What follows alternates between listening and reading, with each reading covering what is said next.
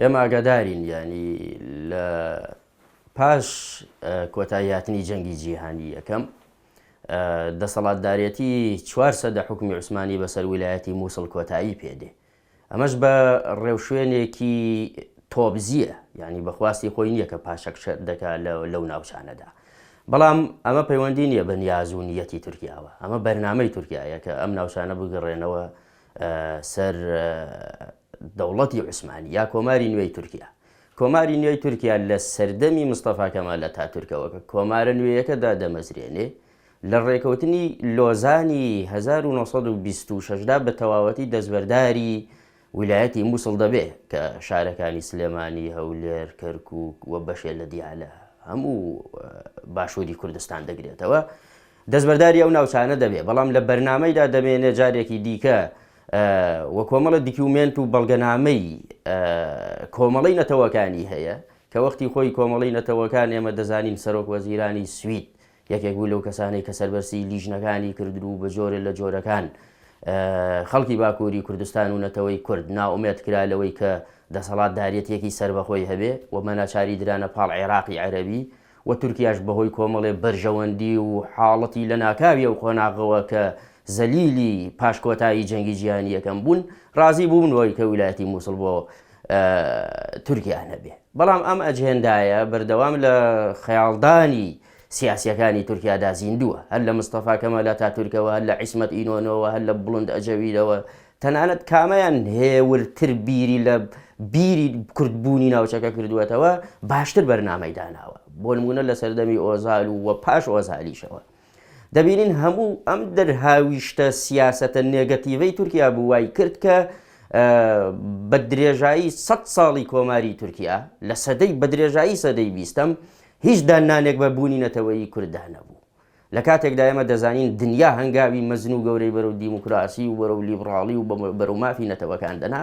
بەڵام تورکیا خراپترین مامەڵەی کرد لەگەڵ ئەم دۆزەنەتەوەیەی هەم باکووری کوردستان و هەم باشووری کوردستانیش کە دەزانین لەگەڵ لاوازبوونی دەسەڵاتدارەتی عێراقدا دەستکراوەتر بوو بۆ ئەوەی بتوانێت تەنانەت سنوور ببەزێنێ، سنوور بشکێنێ. دەبینین دەیان ئۆپەراسیۆن ئەنجام دراوە بۆ بەزاندنی سنووری باشووری کوردستان بە ڕێکەوتنی فەرمی و بە قانونی هەرێمی لەگەڵ وڵاتانی داگیرکەری کوردستاندا ڕێککەوتون. هەموو ئەم سیاسەتە نەخوازراوە وای کرد جوڵانەوەیەکی مرۆڤ دۆستی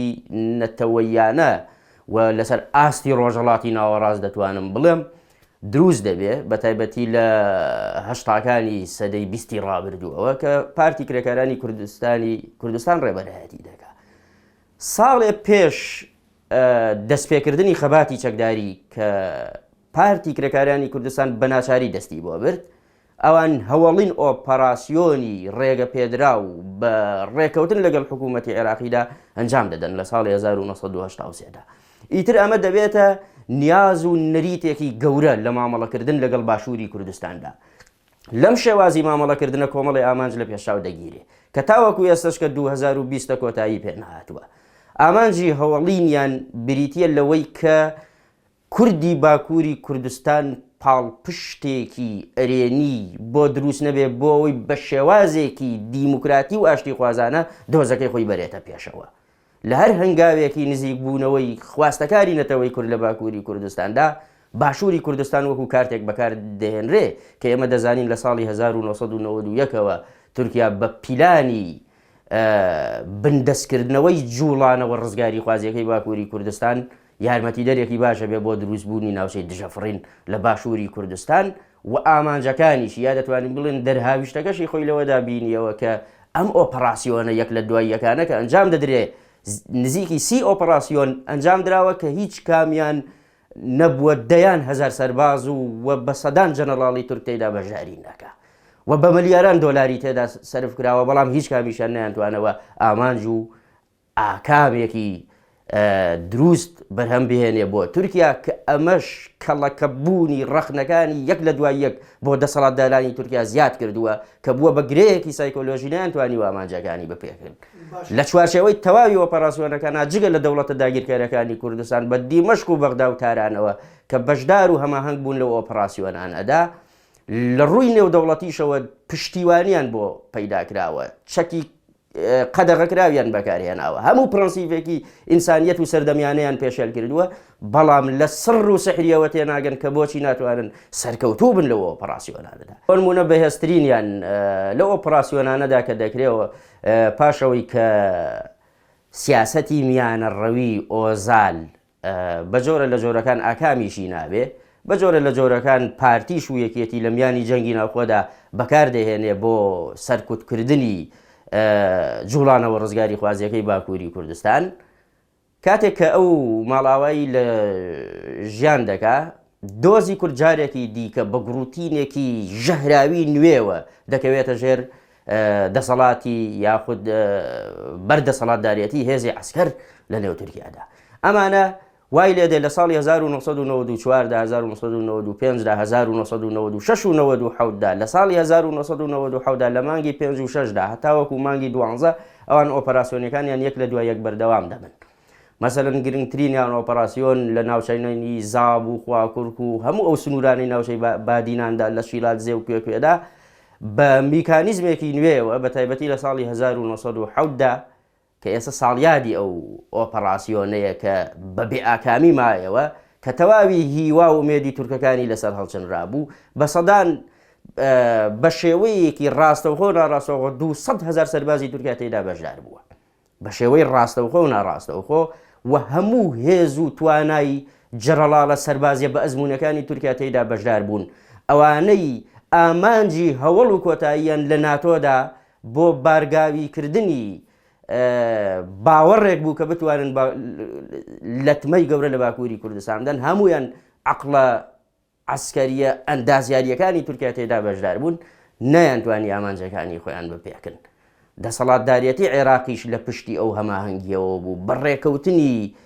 ڕێگە پێدراوی تەنانەت نێودەوڵەتیش کاریان بۆ کرد بوو بەڵام هەر نەیانتوانی ئامانجەکانیان بکێکن و ئێمە دەزانین لەو قۆناغە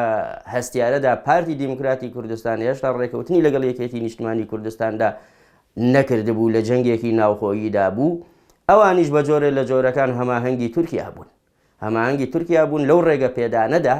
بۆ ئەوەی حساباتە جەنگە ناوخۆییەکەیان هەنگاوێکی زیاتر بۆ بچێتە پێش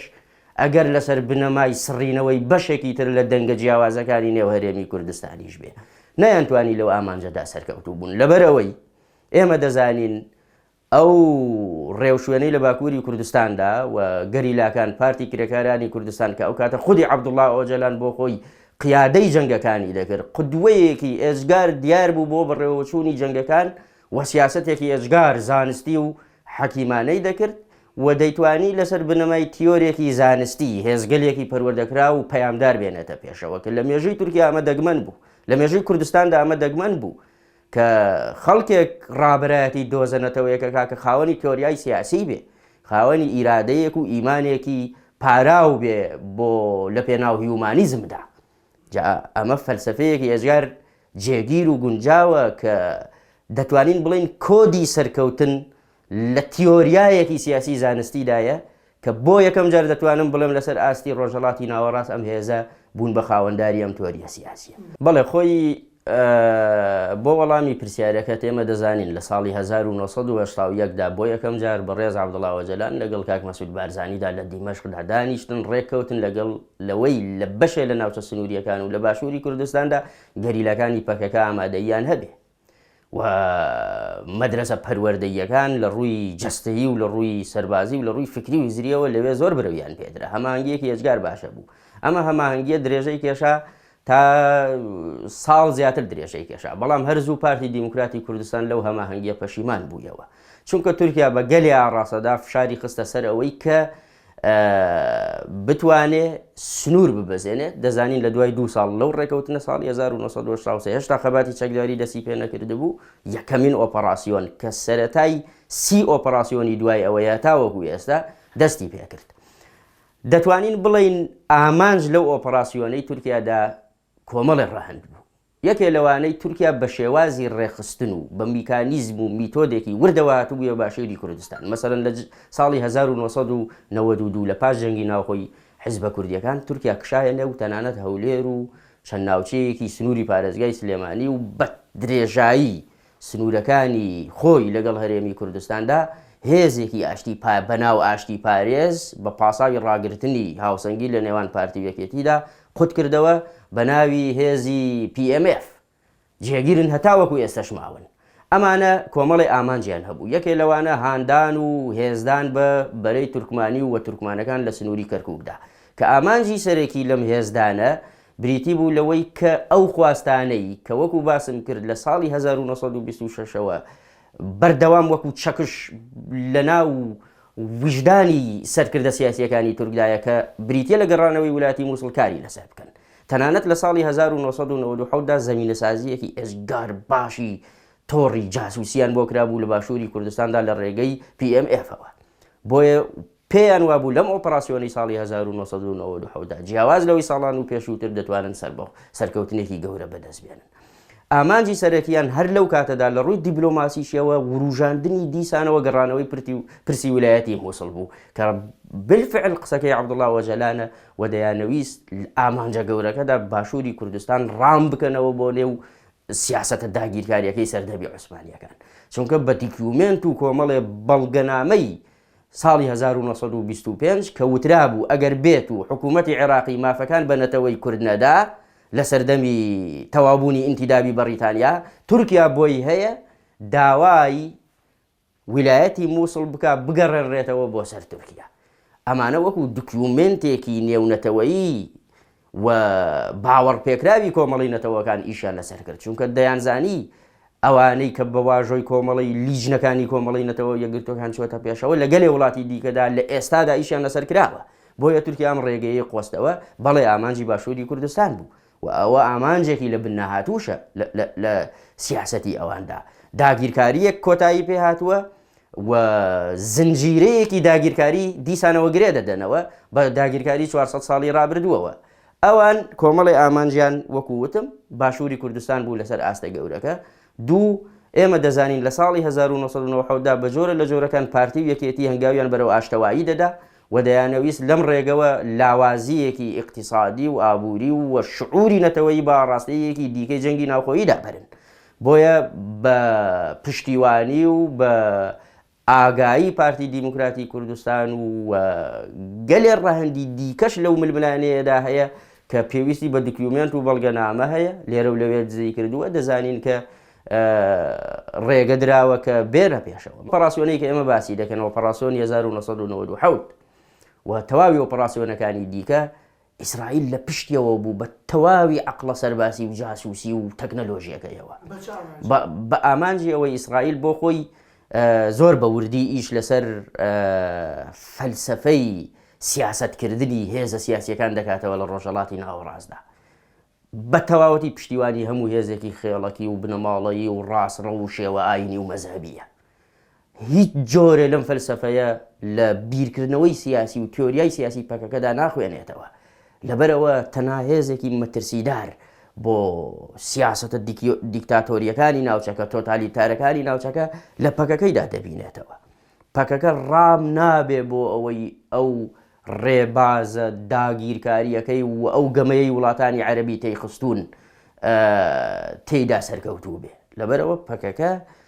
بۆ ئەو هێزانەی کە خاوەنی ئایدیایەکی پێشبینیکەری داهاتوون هەزم نابێ. ئیسرائیل بەو جۆرە بیر دەکاتەوە، لەبەرەوە یارمەتی دەری تەواوی پرۆسەکان بۆ لە تورکیادا، بەڵام لە ئێستادا ئەو کۆنتاکت و پەیوەندیان ئێجگار بەرەو لاوازی چووە و وڵاتی نوێ و کارکتەری نوێ لە ناوچەکەدا ڕۆڵ دەبینن و ئەمریکا بۆ خۆشی لە بەرامبەر هەژمونی ڕووسیادا ناتوانێت بەو جۆرە مامەڵە بکە و ئەزمونێکی نوێی دەسەڵاتدارێتی سێبەری پەکەکە لە خۆرئاوای کوردستاندا هەیە و ئەمریکا بە چاوی خۆی بینیوێتی چه هێزێکی ڕاستاڵی ڕەسەنی ڕوبەڕووبوونەوەی تیرۆر و تونند و تیژیە لە ناوچەکەدا. ئەم بواری زینی وەرت، ئەم زەمینەیە کە لە زینی وەرتێژدا خۆڵقاوە پەیوەندیدارە بە دەرچوونی ئەکەپە لەو ئیحراجی کە تێیکەوتۆ لەلایەن هێزە نەتەوەیی و دەسەڵاتدارەتی سەربازی و ئەو دەنگانەی کە باس لە غرور و هەژمون و هەیمەنەی تورکیا دەکەن. ئەمە بەشێکی پەیوەندیدارە بەوە، بەشێکیشی پەیوەندیە بەو لاوازی ئێستای پرۆسی سیاسی عێراق و ئەو ناکۆکی و ساردبوونەوە و لێک دووریەی کە پارتی و یەکێتی تێدایە و بەشێکی دیکەشی پەیوەندی بەوەیە کە ئەوان ئاگادارن هەنگاونانی